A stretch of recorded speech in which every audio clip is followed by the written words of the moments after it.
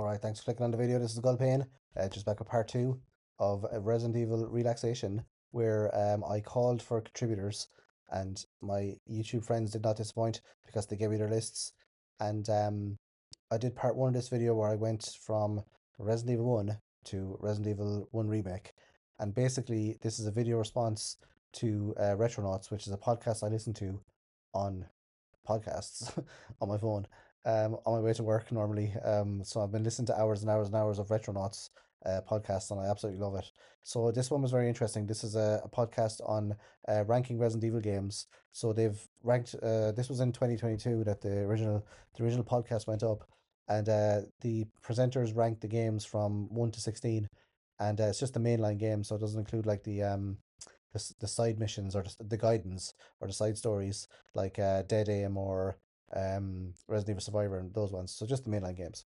So basically, I have four friends here who have given me their rankings as well, and I've added their rankings to my ranking, and basically got a total number, and then you add all the numbers together, then the lowest number or the lowest ranked game will be the best game, and the highest ranked game, that doesn't make sense actually. But the one with the lowest number is the best game, and the one with the highest number is the not necessarily not the best game, but just the one that is at the end of the list, at the bottom of the list. So it may not mean it's a bad game, just that it's difficult to rank when all 16 games are very good.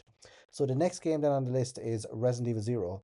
So Resident Evil Zero, Loch Ness Monster put Resident Evil Zero at number 14, so quite low on the ranking there. And then Play More Games put Resident Evil Zero at number 11.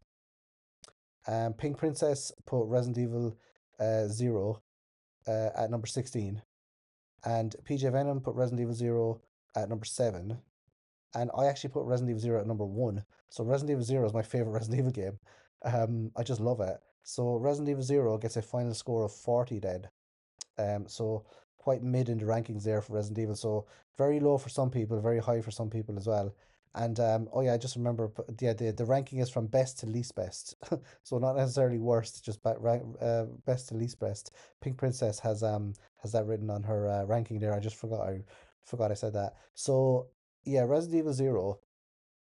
So it's kind of like an old-fashioned Resident Evil game because it's the pre-rendered backgrounds, and then the 3D characters or assets are on the backgrounds, and it kind of gives a kind of a pseudo kind of 3D image or 3D effect, and you can do a lot with the different camera angles then, so you can like have the characters like really up close to the camera or a bit away from the camera, so it gives a really nice effect. So I love Resident Evil Zero. I think it's class. You play as Billy Cohen and Rebecca Chambers, and it doesn't really make sense if you take Resident Evil 1. Resident Evil Zero doesn't make sense because obviously if you know Resident Evil, you know that Rebecca Chambers is a total badass in Resident Evil Zero. But then Resident Evil 1, then she's like afraid of a zombie and kind of needs Chris's help. So it's kind of strange the way they kind of retcon her in Resident Evil Zero. But I like it. It's good. She's also really good in the uh the films, like the pre-rendered, like the cutscene films, the CGI films. She's good in that as well. Um, yeah. So basically, you're on a train. You're part of the original Stars Bravo team that or is it the Alpha team? Stars Bravo team anyway.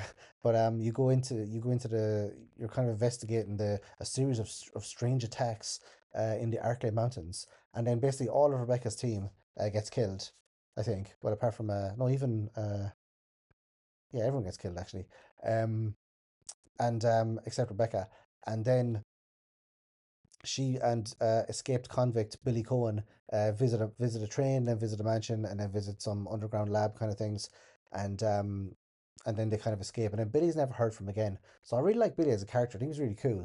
I always think that I know it's a fan theory, but it's really interesting to think about it because Sheva for Resident Evil 5, her family I think was killed in Africa, and Billy, his story is that he was like a soldier, and I think it's in Africa. He was accused of killing a load of civilians, and then he was basically innocent. But yeah, I think they could link that together, where Sheva's family were part of the people that were killed or something, or she had something to, something like that. They could link that together, but I don't think that's like part of the original canon. I think that's like either a fan theory or it might be in one of the plays or something. I don't know. But yeah, I think that they should do that because Sheva, they never really went back to Sheva or Billy at all. It seems like they keep going back to Leon, Claire, Chris, and Jill, like the original four from the first two games, as opposed to kind of the newer characters in the later games. So interesting. But yeah, Resident Evil Zero, a lot of people don't like it as well. You know, there's soft locking, you can run out of ammo very easily. The Oh, the guy with the music, the enemy that has the really cool music that's used in another horror game. A lot of people don't like that guy either. I forget what he's called now. He just kind of This is a guy that turns into a really powerful enemy.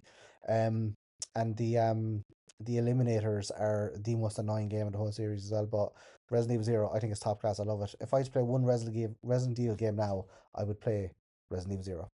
And then next on the list, then we have Resident Evil 5. So Resident Evil 5, Loch Ness Monster has given Resident Evil 5 number 15. Wow, so very low. And Playmore Games has put Resident Evil 5 number 13, so very low as well. Pink Princess has put Resident Evil 5 at number 9, so kind of mid range there. And PJ Venom has put Resident Evil 5 at number 9 as well. And I put Resident Evil 5 at number 10. So all sort of around the kind of 9 to 13 area there. So very, very similar opinion on Resident Evil 5. So actually I really like Resident Evil 5, or I used to really like it. It was the reason that I bought myself and my housemate when we were at university. It's the reason we bought an Xbox 360. Basically we just went halves on it. Once Resident Evil 5 came out, it was out for a while, then we're like, right, we'll just get an Xbox 360, get two controllers, and we just thoroughly enjoyed it. So the split screen mode, although I didn't like the letterboxing they do, where it's kind of like you're missing a lot of a lot of the screen is black in two-player mode, and it just looks like not very nice.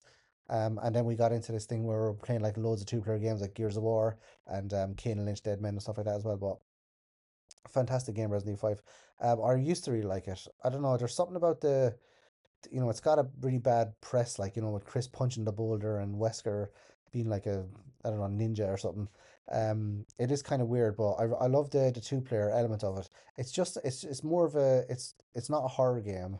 There's horror like elements in it, but you kind of like, since Resident Evil 4, you're sort of like incentivized to kill the enemies because they drop like gold or pesetas, or they drop like, weapons and stuff like ammo. And they do that in Resident Evil 5 as well, I think. So you're kind of like incentivized to kill everything. Um, Whereas in the previous Resident Evil games, you're decentivized to kill things because you're basically using your resources by attacking enemies. Um, so you're kind of like avoiding combat in the original games where you're kind of, you combat is the kind of the main thing in Resident Evil 5, the co-op combat. But it is really good though. That's the thing. Like the co-op combat with Sheva and Chris, where you have to do like things together, is fantastic. Plus, Sheva's such an awesome character. I really like Resident Evil 5 just because of Sheva. She's like one of my favorite characters in Resident Evil. And I think they should do more with her, like give her a background story and all that, because they keep going back to the same characters. But oh well. So next up, then we have Resident Evil 6, and Resident Evil 6, Loch Ness Monster put Resident Evil 6 number 16, so that's their worst game. Similarly, Play More Games for Resident Evil 6 at the bottom as well, number 16. So not a fan of Resident Evil 6. Pink Princess has put Resident Evil 6 number 4, so she is a fan. And PJ Venom has put Resident Evil 6 number 10, so mid range for PJ. And I put Resident Evil 6 at number 9.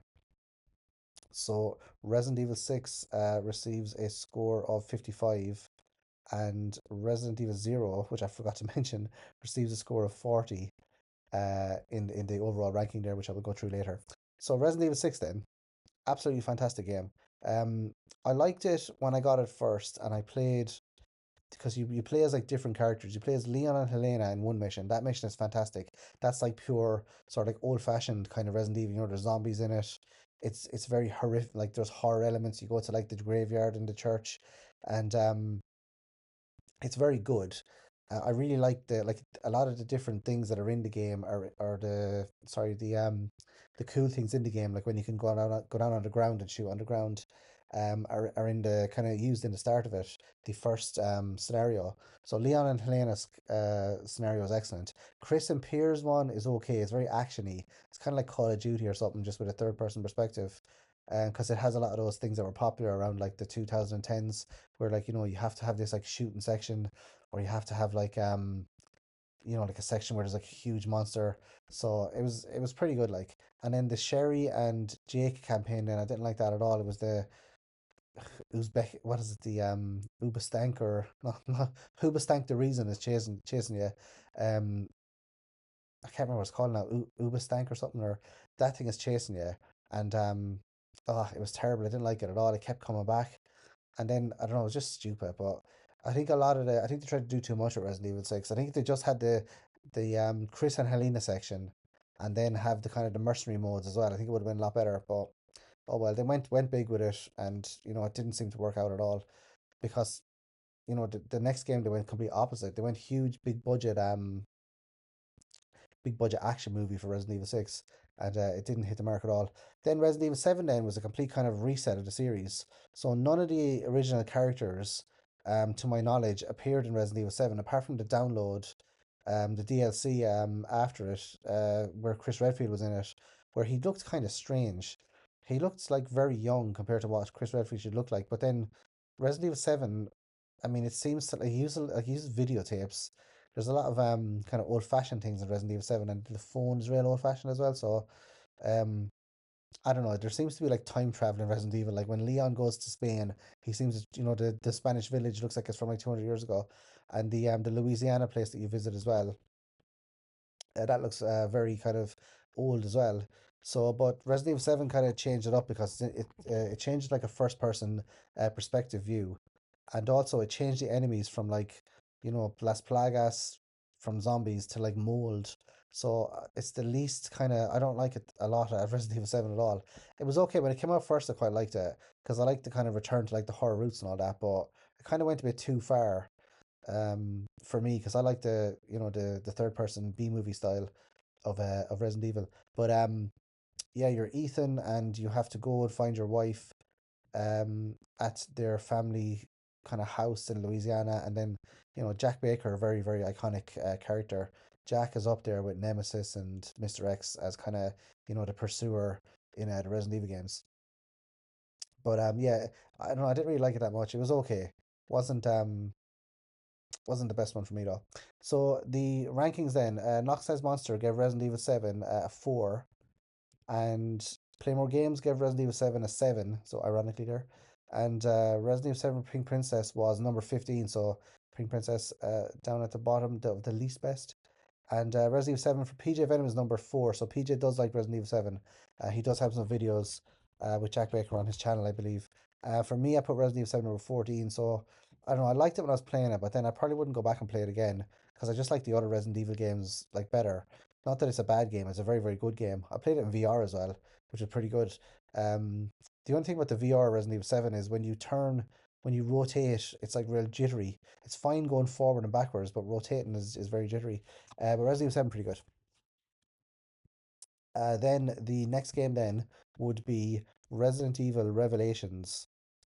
So Resident Evil Revelations kind of, I know Resident Evil Revelations and Revelation 2 came out before 7, I think, did they? I can't remember now, but I'll just go through them in this order anyway. So Resident Evil Revelations then, it's the old-fashioned style. It was out in 3DS first, I believe, and then it was got ported to like other systems. I never played it on 3DS. I played it on the 360, and I quite liked it because it had Chris and Jill in it, and there was a really kind of complicated story about like intrigue and political intrigue and different stuff like that.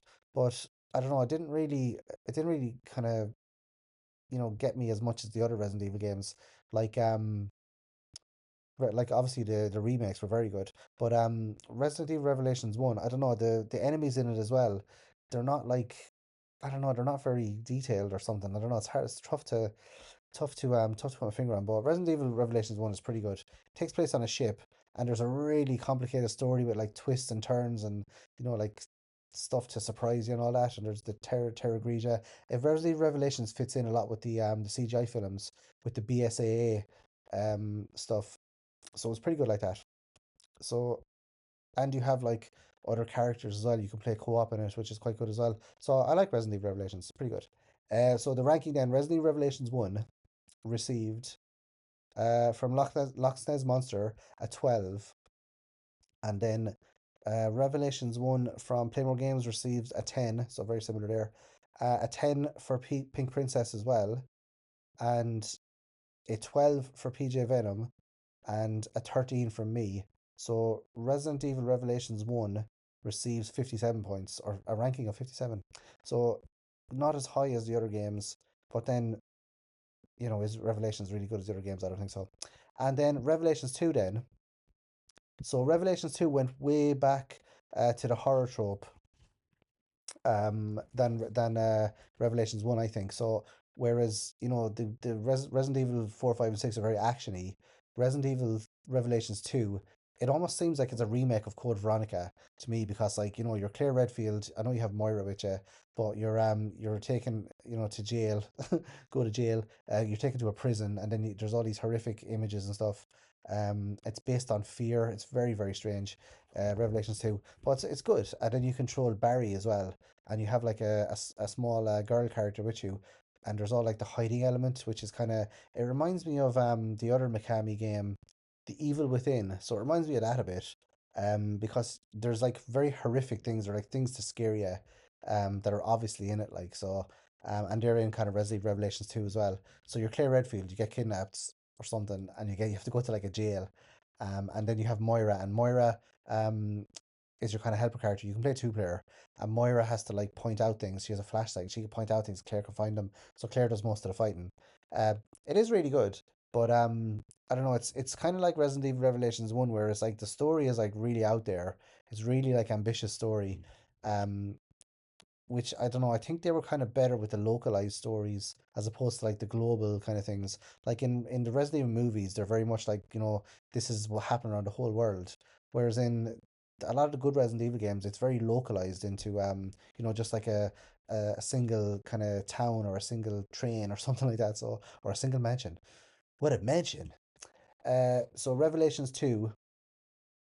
The ranking then for Revelation 2, Loch Ness Monster gives Revelations 2 13. Play More Games gives Resident Evil Revelations 2 8, so around the midpoint there. Pink Princess gave it 11. PJ Venom, very high in PJ Venom's list at number 5, and I gave it number 12. So it was pretty good, but Revelations 2 gets 49 in total in the ranking. So a good game, very good game actually. None of these are bad games. And then the next one then will be Resident Evil 7. Sorry, 8. So Resident Evil 8 then. Resident Evil 8 is a bit of a departure as well. It's the follow on from, or Resident Evil Village, sorry. It's the follow on from Resident Evil 7, where you play as Ethan again. Chris Redfield has a big role in it, and he's, large and bearded. And there's a lot of inconsistencies in Resident Evil 7 as well. If you watch D'Artagnan, or D'Artagnan, and the game scenes, the Resident Evil 7, Resident Evil 8, I'll just call it Resident Evil Village so I don't keep calling it Resident Evil 7. The Resident Evil 8 kind of game sense is very hilarious. So you basically play as Ethan, and then your baby gets kidnapped, and then you have to, like, why did Chris put Ethan like a few miles away from all of the people that are trying to capture Rose? It's so weird, like, but yeah. Anyway, so Resident Evil 8, Resident Evil Village, Loch Ness Monster gives Resident Evil Village gives it a 7, and then Play More Games puts Village at 12. Pink Princess put Village at 14. PJ Venom puts Village at 13. And I put Village at 15. So there is a first person, so the total for Resident Evil Village is 61. So I've put or sorry, I think there's a third person mod out for Village, which I think I'm going to play with, because I didn't really play much Village much at all. I just watched someone I watched someone play through it, because I just don't like the first person views of the Resident Evil games. So I much prefer the old third person static backgrounds, pre-rendered background ones. But yeah, Village, there is a third person mod, so I'll probably check that out. So I will come to the end here, and thank you very much for listening. Thanks to the people that contributed to this video as well. The my four friend YouTubers, fellow YouTubers as well. Very thankful. So thank you for watching. Thank you for listening. I'll see you guys in the next video. Adios.